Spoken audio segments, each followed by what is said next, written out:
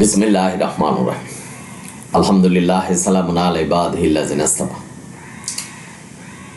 প্রিয় শ্রোতা ভাই বোনেরা, কাছে এবং দূরে যে যেখানে আছেন, QM Quranic Messages YouTube channel থেকে আপনাদের সালাম জানাচ্ছি। সালামুন আলাইকুম। সাদর আমন্ত্রণ জানাচ্ছি আজকের ভিডিও দেখার জন্য। আজকের ভিডিওর প্রসঙ্গ শয়তানকে পাথর মারা, হজের আনুষ্ঠানিকতায়। তুলনামূলক আলোচনা করছি কোরআন কি বলছেন এবং মোল্লাদের দ্বারা কি শুনছেন বা কি করছে। আল্লাহর যে হুকুম বিধান, এটার প্রতি আমাদের খুব সচেতন থাকতে হবে যে আল্লাহর হুকুম বিধানের আমরা কি কোনো কিছু কম করলাম না বেশি করলাম, এটা সচেতন থাকতে হবে। কারণ আল্লাহর দিনকে সুপ্রতিষ্ঠিত করেছেন, সুনির্দিষ্ট করেছেন, সুতরাং আমাদের দ্বারা এটা বাড়ানো এবং কমানো যাবে না। আমি খুব সংক্ষেপে এবং সহজভাবে বলছি। এখন এই শয়তানকে পাথর মারা, আল জামুরায় আপনারা যারা হজে গিয়েছেন বা যাবেন বা যারা উমরা করেছেন তারা দেখতে পারবেন যে 3টা স্তম্ভ তৈরি করেছে পাথরের মাধ্যমে, একটা ছোট, একটা মেজো, একটা বড়। এটার নামকরণ করা হয়েছে ছোট শয়তান, মেজো শয়তান, বড় শয়তান। এই ধরনের নির্দেশনা কোরআন দেয়নি। অর্থাৎ আমি বলতে চাচ্ছি যে হজের আনুষ্ঠানিকতায় শয়তানকে পাথর মারতে হবে, এই ধরনের নির্দেশনা কোরআন দেয়নি, আমি পাইনি। আপনারা যদি পেয়ে থাকেন আমাকে একটু জানাবেন, কারণ আমিও শিখছি। আপনাদের কাছে অনুরোধ রইল। ভাই বোনেরা, আপনারা যারা শুনছেন, আল্লাহ কোরআনে বলছেন, কোরআনে যার সনদ নেই, যার দলিল নেই, সেটা আমরা মানতে পারবো না। যে যাই বলুক, যে কেউই বলুক, সেটা যে দেশেই হোক, যে কোনো গুরুত্বপূর্ণ বিষয় হোক, এবং মনেও করতে পারবো না যে এটা করলে সমস্যা কি, করতে পারবো না। কারণ দিন আল্লাহ সুনির্দিষ্ট করেছেন। এখন অনেকে বলছেন যে এই ব্যাপারটা তো পুনরাবৃত্তি হচ্ছে, অর্থাৎ বারবার বলা হচ্ছে। ভাই, আপনি হয়তো শুনছেন, অন্যজন নতুন। এক ভাই বলছেন যে এত সব না বলে হজ কিভাবে করতে হবে। হজ তো আমি এই ভিডিও দিয়েছি। হজ হলো বহিরাগতরা আসবে এবং যারা স্থানীয় তারাও হজ করবে একই পর্যায়ে, অর্থাৎ কোনো ভেদাভেদ নেই। তারা ওইখানে অবস্থান করবে, এই কাবা শরীফকে তাওয়াফ করবে, আরাফাতে যাবে, আরাফাতের কথা কোরআনে আছে। তো সেখানে এই হলো হজ, এবং আল্লাহর শেখানো দোয়া পড়বে, তওবা করবে, আল্লাহর কাছে মাপ চাবে। এটাই হলো হজের নিয়ম পদ্ধতি, আল্লাহ যেভাবে বলছেন। তো যেহেতু আমাদের দিন যদি সুপ্রতিষ্ঠিত আল্লাহ না করতেন, তাহলে কিন্তু আমরা যা খুশি তাই করতে পারতাম। যেহেতু সুপ্রতিষ্ঠিত করেছেন, আল্লাহ ব্যাখ্যা করে দিয়েছেন কোরআন, আল্লাহ কোরআনকে পূর্ণাঙ্গ করেছেন, আমাদের ধর্মকে পূর্ণাঙ্গ করেছেন কোরআনের মাধ্যমে। সুতরাং আমরা কোরআন ছেড়ে যেতে পারবো না। ভাই বোনেরা, আপনারা হয়তো মনে করতে পারছেন যে শয়তানকে পাথর মারছি মানে শয়তানের অপমান করছি। শয়তান তো অপমানিত হচ্ছে না, শয়তান তো শয়তান। শয়তানকে যখন অপমান করতে চেষ্টা করবেন, তারা আরো খুশি হবে, ভাববে কি যে আমার শয়তানি তাদের পছন্দ হচ্ছে না, অর্থাৎ আমার কার্য সঠিক হচ্ছে। বাবা, কোরআনে আল্লাহ বলছেন যে শয়তান তাড়ানোর জন্য দোয়া শিখাচ্ছেন, রাব্বি আউযুবিকা মিন হামাযাতিশ শায়াতিন ওয়া আউযুবিকা রাব্বি আয়াদুরুন।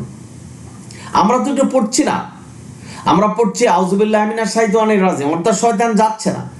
শয়তানকে আল্লাহ এমন একটা ক্ষমতা দিয়েছে যে আমাদের শরীরের রন্ধে রন্ধে যেতে পারবে, মনের ভিতরে যেতে পারবে, মনের ভিতরে গিয়ে আমাদের মনটাকে চেঞ্জ করাবে। ভালো চিন্তা করবেন, ওখানে তারা নষ্ট করবে। দেন কি ক্ষমতা! ভাই বোনেরা, আপনারা যারা শুনছেন, তো শয়তানকে যখন এই দুনিয়াতে আল্লাহ পাঠায় আমাদের প্রকাশ্য শত্রু হিসাবে, আল্লাহ কিন্তু কোরআনে দোয়া দরুদ শিখাচ্ছেন যে এগুলি পড়ো, শয়তান আসতে পারবে না। তখন শয়তানে কি বলছিলেন আল্লাহর কাছে?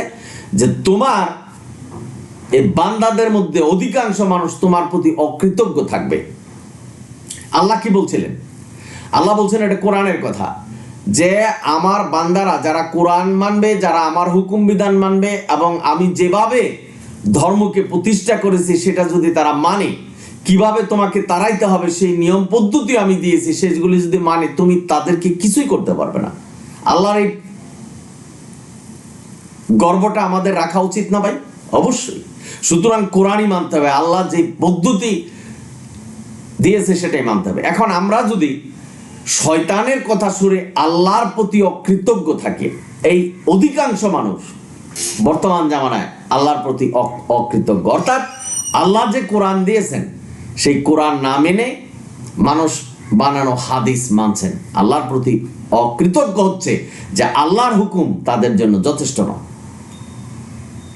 ভাই বোনেরা, আপনারা যারা শুনছেন, সুতরাং এই ছোট শয়তান, মেজু শয়তান, বড় শয়তানকে পাথর মারতে হবে। পাথর আনা হচ্ছে মুজদালেফা থেকে 21টা পাথর, মিনা এসে পর্যায়ক্রমে এই পাথরগুলি মারছেন। এই নির্দেশনা কোরআন দেয়নি। এখন এই নির্দেশনা যদি আল্লাহর হুকুম বিধান হিসাবে পালন করেন তাহলে প্রথমষ্ট হতে হবে। যেমন অনেক হাজিরা আছেন, আমি আমার মার কথা বলছি, উনি হজ করে আসছেন, পাথর মারতে পারেনি, খুব দুঃখ প্রকাশ করছে যে হজ হচ্ছে কিনা। কোনো অবস্থাতেই বোঝানো যাচ্ছে না যে এটা হজের অংশ নয়, না করলেও চলবে, না এটা করতে হবে, এটা না করলে হজ হচ্ছে না। অর্থাৎ বুঝাতে চাচ্ছেন যে আবার যেতে হবে। বা বোনেরা, আপনারা যারা শুনছেন, সুতরাং এই যে হাজিদের ভিতরে একটা প্রবণতা আমাদের মোল্লারা ঢুকাচ্ছেন যে এটা না হলে হজ হচ্ছে না, বা তারা নিজের থেকেও বলছে হজ হচ্ছে না, কিন্তু এটা তো কোরআনের নির্দেশনা নয়। শয়তান বড় মেজু ছোট হয় কি করে? শয়তান তো শয়তান, এবং তাদেরকে তো আমরা পাথর মেরে অপমান করতে পারবো না, এবং পাথর মারলে যে তারা অপমানিত হয় সেই বিষয়টা তো আল্লাহ আমাদের নির্দেশনা দেয়নি। শয়তানকে আমরা দেখি না, পাথরই বা মারবো কেন? একটা বস্তু, একটা স্তম্ভ বানিয়ে ওটার উপর পাথর মারা, এটা কতটা যুক্তিসঙ্গত আপনারা একটু চিন্তা গবেষণা করবেন। এই আধুনিকতা করতে হজের মধ্যে এই জিনিসগুলি কি বেদাত হচ্ছে, শিরক হচ্ছে কিনা, এইসব আমাদের চিন্তা করতে হবে। যেমন এখন হজের মধ্যে যেখানে এই রোবট মানে পুতুল যারা কথা বলে, ইলেকট্রনিক্স, এই জাতীয় জিনিসগুলি মোল্লারা বলছেন যে এটা বেদাত, এটা শিরক। তো এই হজ পরিচালনার জন্য এই রোবট প্রয়োগ হয়েছে, আপনারা জানেন, মিডিয়ায় পেপার পত্রিকায় দিয়েছেন, আমি এই ব্যাপারে ভিডিও দিয়েছি। মানে রোবট হাজিদেরকে সাহায্য করছে, এই সাহায্য নেওয়াটা কতটুকু যুক্তিসঙ্গত? এটা তো আধুনিকতার ছোঁয়া। এখন ইসলাম ধর্মে আপনি যদি বলেন যে কোরআন তো এখন পুরানো হয়ে গেছে, এটা মডেল চেঞ্জ করতে হবে, এটা আধুনিকতায় আনতে হবে, পারবেন? আমি আর আপনি? আল্লাহর চেয়ে আধুনিকতা কি? কোরআন যে সাহিত্য আল্লাহ পাঠিয়েছেন আমাদের কাছে, যে রহমত পাঠিয়েছেন, এটাকে চেঞ্জ করার ক্ষমতা কি কারো আছে? বা আমরা কেউ করতে পারবো? বা আল্লাহ কি আমাদের এই হুকুম দিয়েছেন? তো কোরআন যেটা বলেছেন, আমাদের সমাজে যত আধুনিকতাই আসুক, সকলের ঊর্ধ্বে হলো কোরআন। কারণ এটা আল্লাহ বলেছেন, মিলিয়ন বছর পর্যন্ত যদি দুনিয়া বেঁচে থাকে, এই কোরআনই আধুনিকতার ঊর্ধ্বে থাকবে। এটা আমাদের মানতে হবে, বিশ্বাস করতে হবে। ভাই বোনেরা, এখন হজে যা হচ্ছে, রোবট ব্যবহৃত হচ্ছে, শয়তানকে পাথর মারা হচ্ছে, এবং এটা হজের অংশ হিসাবে ধরে নিচ্ছেন, এই ধরনের কোনো নির্দেশনা কোরআন নেই, দেয়নি। অনেকে বলছেন যে তাহলে হজ সম্পর্কে হজের যে কথা বললাম, আপনারা ওইখানে যাবেন, থাকবেন, তাওয়াফ করবেন, বারবার তাওয়াফ করবেন, আল্লাহর কাছে মোনাজাত করবেন, নামাজ পড়বেন, তওবা করবেন আল্লাহর কাছে, ফিরে আসবেন, এটাই হজ।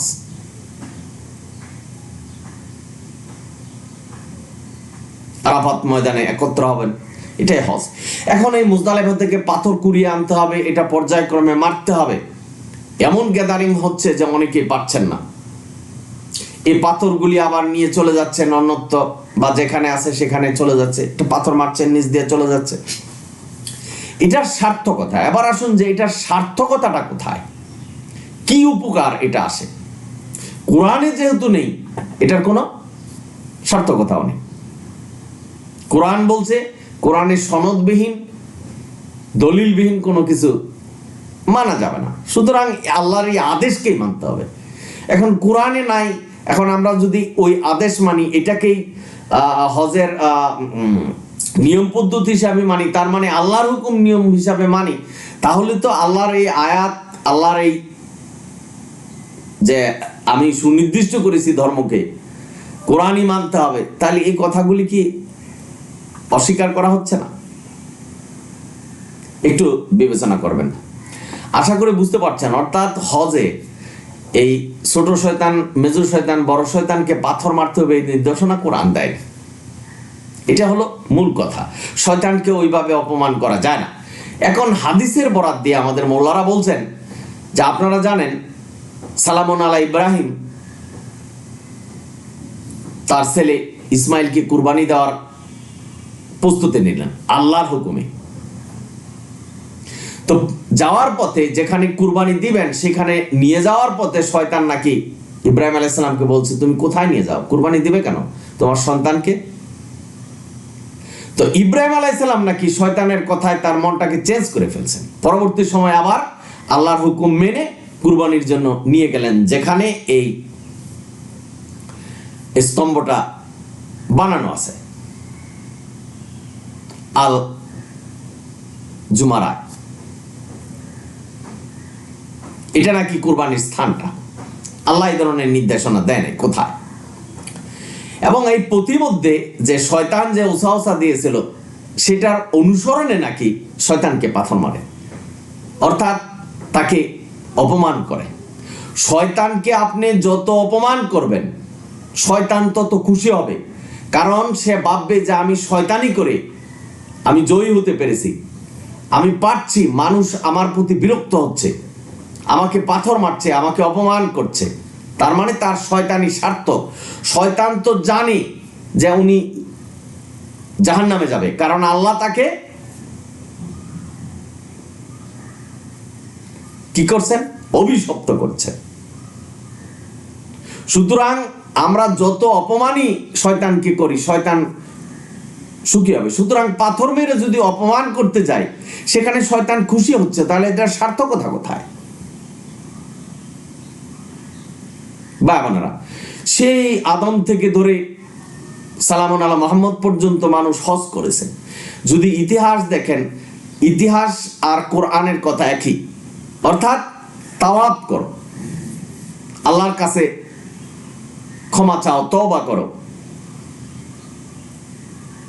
আল্লাহর নির্দেশনা সেখানে একত্র হতে হবে। যার সামর্থ্য আছে, অর্থনৈতিক এবং দৈহিক সামর্থ্য আছে, সেখানে একত্রিত হতে হবে, গ্যাদারিং করতে হবে। এটা আল্লাহর নির্দেশনা, আমাদের মানতে হবে। এটা যদি কেন বলি, তাহলে কিন্তু হবে না। অর্থাৎ কোরআন অনুসারেই আমাদের হজ করতে হবে। ভাই বোনেরা, আপনারা যারা শুনছেন, এই নির্দেশনা যেহেতু আল্লাহ দেয়নি, সুতরাং এটা করা যাবে না। শয়তানকে অপমান আপনি করতে পারবেন না। আল্লাহ আমাদের শিখাচ্ছেন, রাব্বি আউযুবিকা মিন হামাযাতিশ শায়াতিন ওয়া আউযুবিকা রাব্বি আয়াদুরুন। শয়তান তারা, আমরা পড়ছি আউযুবিল্লাহি মিনাশ শাইতানির রাজিম, এই কথাই তো শয়তান যাচ্ছে না। যার জন্য এই মানুষের শয়তানিটা বেড়ে গেছে। অধিকাংশ মানুষ অকৃতজ্ঞ আল্লাহর প্রতি, অর্থাৎ আল্লাহর হুকুম বিধানে যথেষ্ট মনে করছেন না। মানব রচিত হাদিস মানতে হবে, না মানলে জান্নাতে যাওয়া যাবে না, এগুলি সমস্তটাই শয়তানের কাজ। অর্থাৎ কোরআন থেকে দূরে সরাচ্ছেন। আমাদের বেশি বেশি রাব্বি আউযুবিকা মিন হামাযাতিশ শায়াতিন ওয়া আউযুবিকা রাব্বি আয়াদুরুন কোরআন পাঠ করতে হবে, এবং কোরআনের হুকুম বিধান মানতে হবে। যে কথা আল্লাহ বলছেন যে আমার আদেশ নির্দেশ যারা মানবে, তাদের ধারের কাছে তুমি যেতে পারবে না। যদি এই কোরআনের সাথে মিশ্রিত করা হয়, অর্থাৎ শয়তান জয়ী হবে। যে কোরআন বলছে, আল্লাহ বলছে কোরআন মানতে, আমি শয়তান পাচ্ছি কোরআনের সাথে অন্য কিছুকে মিশ্রিত করতে, যেটা সূরা বাকারার 42 নম্বর আয়াতে নিষেধ করেছেন। অর্থাৎ শয়তান জয়ী হচ্ছে। আজকে কিন্তু এই বিষয়টা আপনারা একটু গবেষণা করবেন।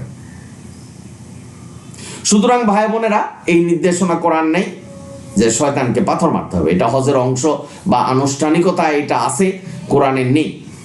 আপনারা যদি পান আমাকে জানাবেন। আশা করি বুঝতে পেরেছেন। সুতরাং সব বিষয় আমরা কি করছি, আল্লাহর হুকুম বিধান কিভাবে পালন করছি, সেটাকে সেই দিকে সতর্ক থাকতে হবে, কোরআন দ্বারা যাচাই করতে হবে। আমরা কি বিদআতের পথে যাচ্ছি কিনা, শিরকের পথে যাচ্ছি কিনা, এই বিষয় আশা করি বুঝতে পেরেছেন। যদি ভিডিও ভালো লাগে সাবস্ক্রাইব এবং শেয়ার করবেন, এটা আমার অনুরোধ। আলহামদুলিল্লাহি রাব্বিল আলামিন। সালামুন আলাইকুম।